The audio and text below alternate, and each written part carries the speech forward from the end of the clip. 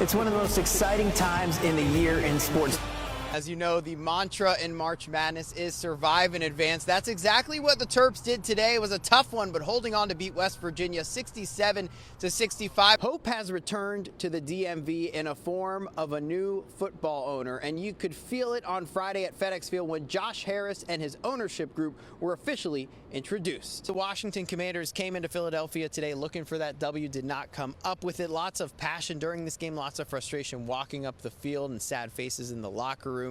So that fan, she's from Silver Spring, Maryland. She's ready to unleash the fury. I'm sure everyone over here is ready to unleash the fury. Rock the red tonight.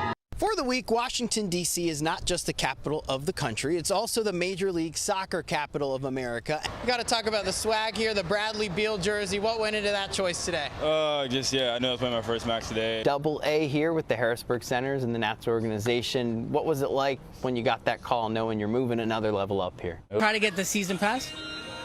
Just because there's a new owner. Let's go. Mark, I know you were a ball boy back in the day, a fan of this tournament. What's it mean here for the fourth time now to be the chairman and to be running this thing? Yeah. All three of you guys are going D1 to very big programs, and I thought it was cool today. We have ACC, Big Ten, SEC over here. Left hand up. Who are we? The Commanders. And then it's Commanders. Commanders. Commanders. Left hand up. Who are we? The Commanders. You learned a lot today, Jimmy. I know. National treasure. All right, you did pretty good. You started. I did okay. All right, you did. I could have did better. No, you did fine. We'll take out some of the wrong ones. Adam is ready for his next step. Taking his talents to overtime elite in Atlanta. And I couldn't resist. I had to get out there myself. Or they might need a kick return.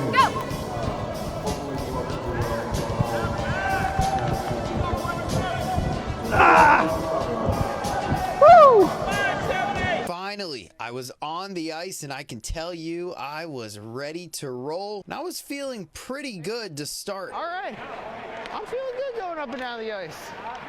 Not bad. Hey! Whoa!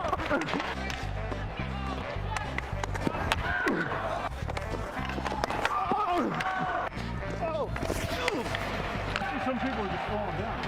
Oh, that was me. I have so much respect for the people that actually do this. My goodness, it's incredible. But I did have my moments. Oh! I got a shot on goal, man.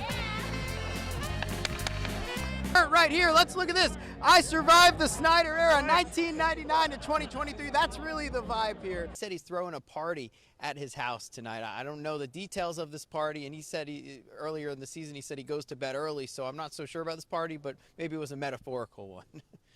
Alex, you don't have to answer this question, but I bet you're going to try to find the party after you get off the air here. I do want to ask you, this was an interesting... I might. If there's food, yes. If there's food, of course. I like that color shirt you got on, by the way. A lot better than that gentleman to your right.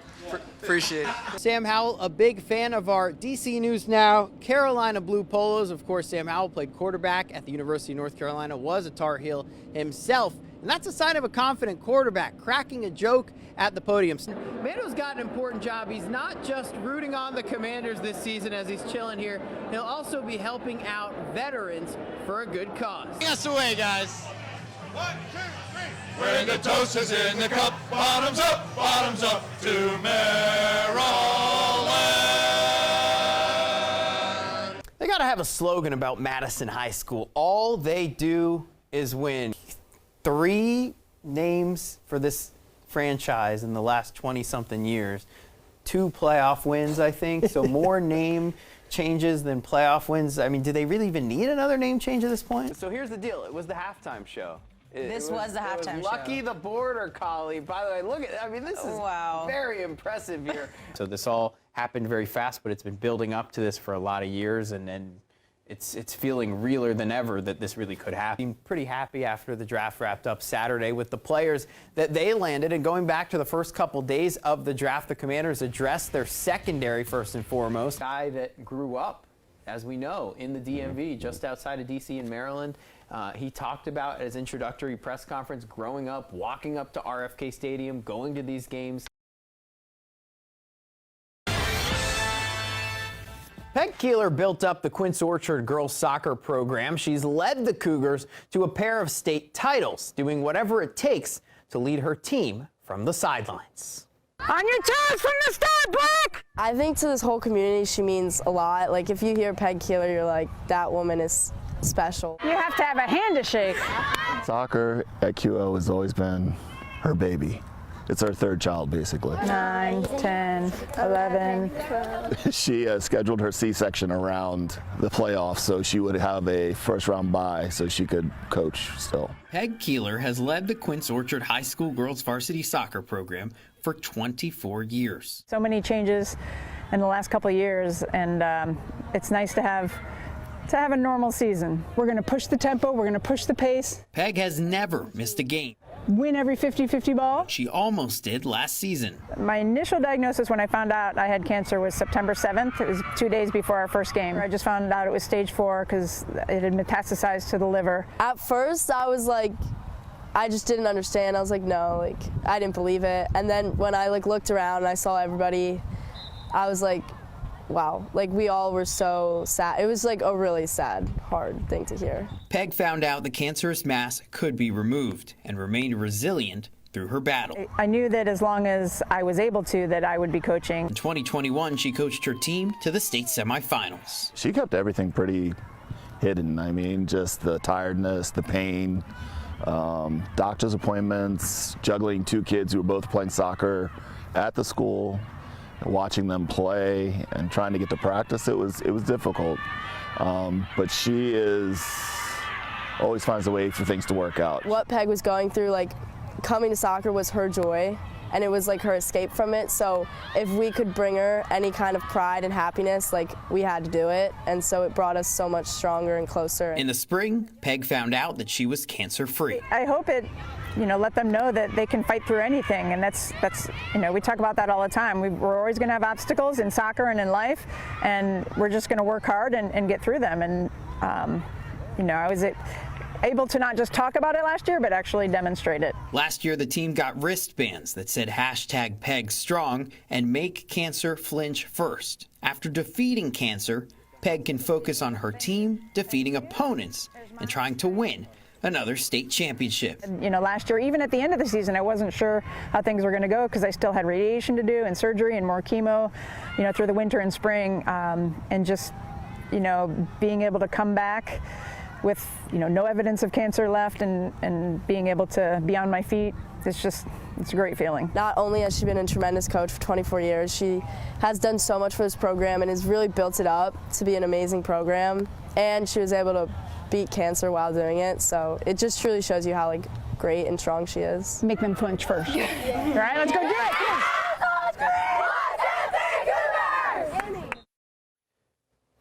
Gotta love that slogan, make them flinch first and make cancer flinch first. Now, Peg tells me her biggest message from this story is that everyone should make sure to go and get a colonoscopy when they're supposed to get checked. So if you have colon cancer, you can find something early so you don't have to go through what she faced. Such an inspiration, and congrats to her and her program on all of their success and the success that's to come. Sherwood High School exchange student junior Daria Skochenko came to America in August. She ran cross country in the fall. She watches movies with her host family in Sandy Spring on Friday nights. And in the spring season now, she's on the gymnastics team. But her experience as a Ukrainian exchange student comes at a time of uncertainty for her country as the Russian invasion continues. Standing in solidarity with Ukraine. Our hearts, they're just hoping everything turns out okay. Sherwood High School's gymnastics team has been playing the Ukraine national anthem and displaying a flag before their meets. One of their own, exchange student Daria Skochenko is from Ukraine. Це означає, що людям не все одно. І мені важливо, щоб люди знали про ситуацію в моїй країні і щоб вони сприймали мене як амбасадора моєї культури і взагалі України. Like any exchange student, Daria misses her family, her parents, and her little brother. I miss them a lot. Sometimes I'm thinking about our evenings together, playing games or reading books, or just talking about everything in the world. It's really sad that I will not experience this in a long time now. Daria was supposed to go home in May, but as war rages on at home, she's applied for temporary protected status, an 18-month extended stay in America. We'll see what happens next. We don't know yet. Daria's hometown, Kharkiv, is just 10 miles from the Russian border. Our town was bombed in the first day of the war. Сложно быть тут самой. Хотя у меня есть хорошая хостсемья, которая поддерживает меня постоянно. In a time of tragedy, Daria has been able to tell her new friends here her favorite thing about Ukraine. You can be whoever you want, actually now. It's free, democratic country. Hoping her message goes beyond Sherwood. It's important for American people and for people all around the world to keep talking about Ukraine, to be aware of what's going on, and try to help and trying to stop it as soon as possible. Waiting for the day she can reunite with her family and give them a big hug. Я не знаю, чи я выживу. После встречи с ними у меня будет, наверное, heart attack.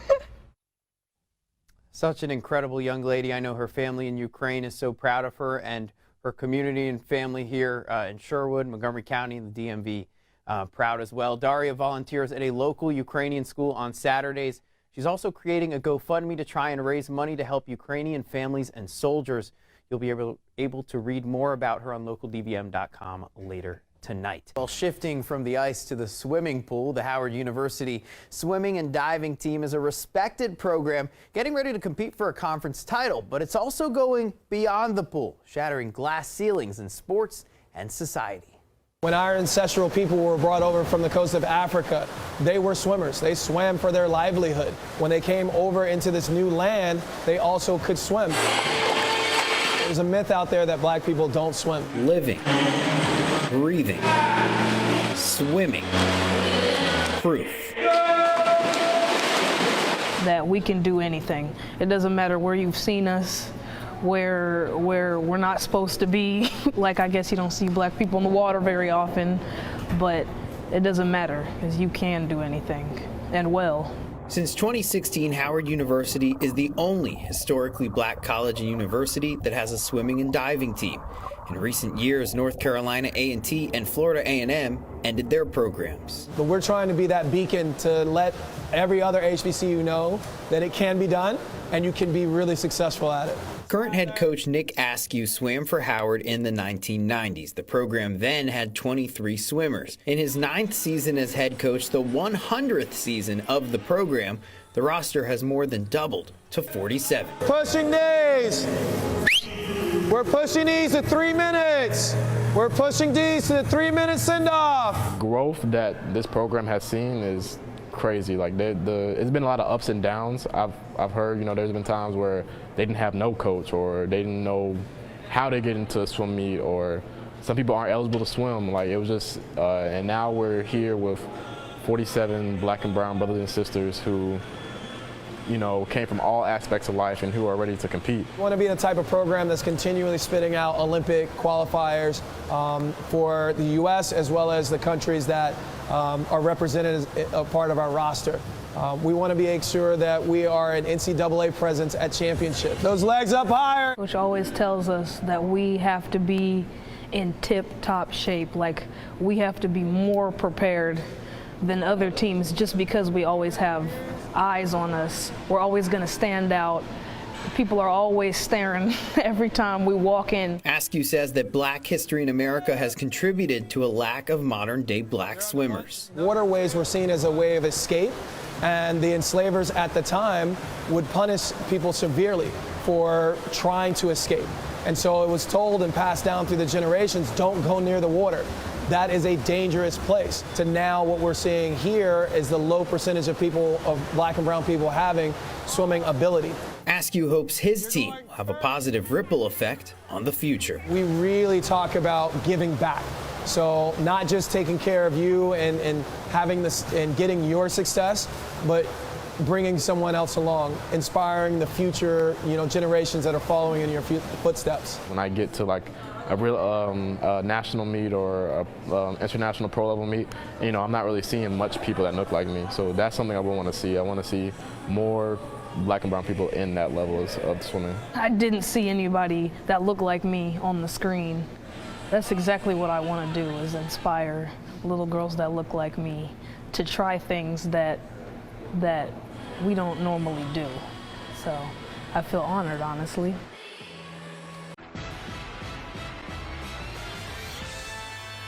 Welcome back into Game Night. Gallaudet University is the only higher education university in the world that is specifically designed to accommodate deaf and hard of hearing students. That makes it no surprise that the school's football team is leveling the playing field. From inside a helmet, the Gallaudet Bison football program is changing the game for deaf and hard of hearing football players. It's really special, you know, giving the deaf people and hard of hearing kids an opportunity to play the game that they love. The Bison received an NCAA waiver to wear newly developed 5G helmets designed by AT&T on Saturday, allowing coaches to select plays on an iPad and the play to be displayed on an augmented reality digital screen in their visor. Honestly, I think it was the first time that I saw our head coach not having to jump up and down to get their players' attention and not having any, miscues or miscommunication. I mean, we're talking about a minuscule percentage of mistakes, and that had a huge impact on the game. I was able to see that folks were able to understand each other communication-wise. Plays were being communicated.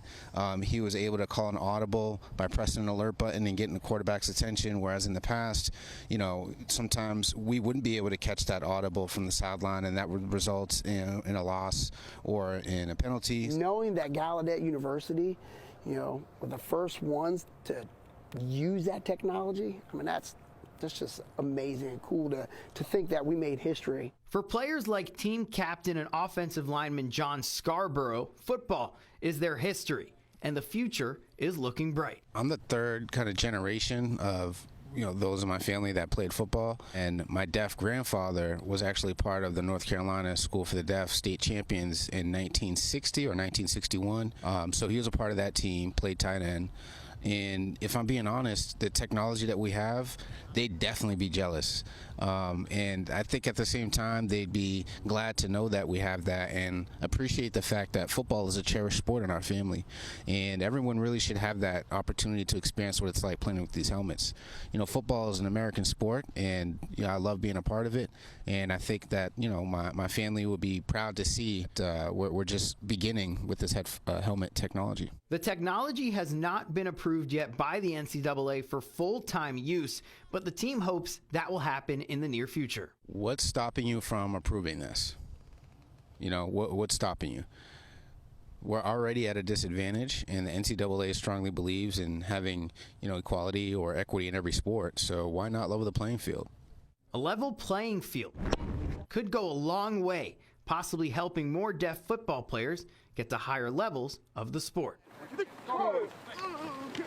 Half of our team played on hearing teams in mainstream schools, and if they had this technology in high school, maybe they could show that they were a better player than they were because they didn't get that fair opportunity. Because a lot of kids, a lot of deaf kids and hard of hearing kids don't get this opportunity to play sports that they love. So I think with this helmet, that it'll change the game for kids like us. So Gallaudet got to wear those special helmets on Saturday. Not only that, they came out with the win. And again, thank you to Gallaudet for having me out at practice today. Yeah, great story, great story. All right, coming up on the show, Welcome back. The Washington Commanders practice has been attracting plenty of fans over the past week. Today, they welcomed a very special fan for a birthday celebration. Our Alex Flum introduces us to her. 99 years young, Melba Jacobson of Silver Spring, Maryland, a Washington football fan since she moved here from Texas in 1942. I love it. I really appreciate it, Yeah, I'm going to be a fan as long as I can. Melba celebrated her birthday Monday, but she couldn't wait to celebrate it again Tuesday with her favorite team at practice. Oh, nice catch. Yeah, well, they'll be down soon, I hope. Waiting patiently to say hi to her burgundy and gold friends. I'm close. I'm waiting. Oh, gotta see them. Yeah, you do. I can see the back of them now. I can't see my boys. And after a bit of a wait, Melba did get to see her boys. Oh, that number. Oh, look at her. How are you? I'm good. How are you? Okay. Good to see you. Hi, Melba. Melba. Thank you. How are you? They're I'm doing very well. Here you go. These young guys want to sing happy birthday. Hey, y'all make it loud, Here we sing go. loud, and sing proud. 1, 2, 3. Happy birthday to you. Happy birthday to you. Happy birthday, dear Melba. Happy birthday to you. Let's go. 99. 99. While Melba loved the cake and the jersey, she's hoping for another present by the end of the season. I know you know what it takes for this team to win a Super Bowl. What's your biggest advice for these guys to get back there? To work hard and play right. You know, be yourselves and win. I want to go to a Super Bowl. And that would be a pretty darn good 100th birthday present, if you ask me. Happy birthday to our friend Melba. Reporting at Commanders Camp in Ashburn, Alex Flum, DC News Now. Wow.